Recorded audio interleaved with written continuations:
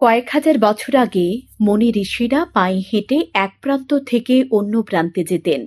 তখন ছিল না কোনো যানবাহন, কিন্তু বিজ্ঞানীর আশীর্বাদে ধীরে ধীরে যানবাহন তৈরি করে মানুষ।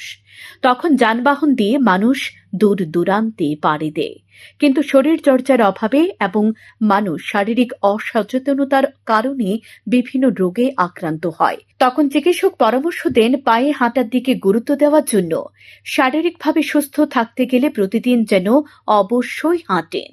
তাই বলে, তিপ্রামথার পায়ে হেঁটে দিল্লি যাওয়া কোনো শারীরিক অসুস্থতার কারণ নয় তো। নির্দিষ্ট কিছু দাবি দেওয়ার জন্য তারা সরব হয়েছেন। Greater Tipraland, one last fight, Thansa সহ বিভিন্ন ইস্যুতে কিছুদিন পরপর মাঠে ময়দানে লড়াই করার পর এবার সরব হয়েছে অনুপ্রবেশ নিয়ে। বাংলাদেশে অনুপ্রবেশ রুখতে এবার পায়ে হেঁটে দিল্লির উদ্দেশ্যে রওনা দিলেন দলের নেতাকর্মীরা।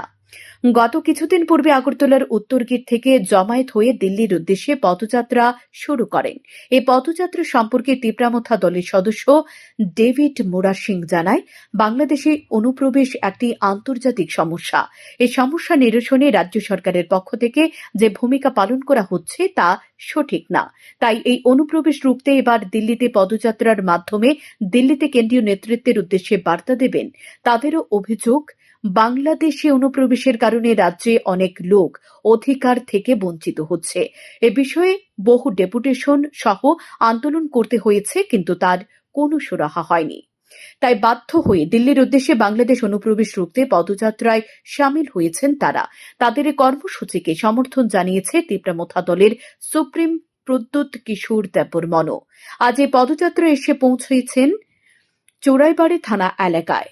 স্থানীয় নেতৃত্ব চাঁদপুর এলাকায় এক জমকালো অনুষ্ঠানের মাধ্যমে তাদের স্বাগত জানান।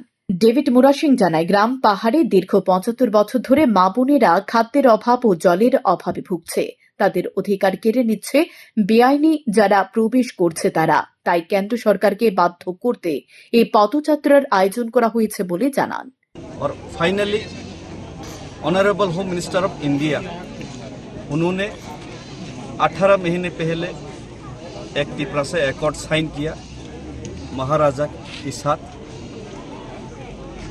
6 महीने के अंदर हम लोगों का त्रिपुरा का जो समस्या है उसका समाधान करेंगे, ऐसा वायदा किया गया। लेकिन 18 महीने बीत गया, वायदा जो पूरा करने का बात किया गया था उसका कोई अता पता नहीं। शायद सरकार उनका आँख बंद हो गया, शायद सरकार उनका कान बहरा हो गया। तो इसीलिए उनको ये याद दिलाने के लिए ही, उनका वायदा याद दिलाने के लिए ही हम त्रिपुरावासियों का आंसू उन तक, उनका आंखों तक पहुंचाने के लिए ही, और हम त्रिपुरावासियों का जो रोने का आवाज़, समस्या का जो आवाज़ उनका कानों तक पहुंचाने के लिए ही एक त्रिपुरावासी होने के नाते और हिंदुस्तानी होने के नाते एक हिंदुस्तानी होने का फ़र्ज़ होम मिनिस्टर जी और केंद्रीय सरकार को याद दिलाने का, ये याद दिलाने का उनका जो वायदा याद दिलाने का फ़र्ज़ ये पूरा करने के लिए ही ये पैदल यात्रा है। अगरतला टू दिल्ली का 2500 किलोमीटर का ये जो पैदल यात्रा है। आज अभी कहाँ पहुँचे हैं? ये तो चौराईबाड़ी आसाम का बॉर्डर है, तो आज ही थोड़ी देर बाद हम ये बॉर्डर क्रॉस करेंगे। তবে দিল্লি কবে নাগাদ তারা পৌঁছাতে পারবেন সে বিষয়ে আগাম কিছু বলতে পারছেন না। শান্তন টিভি।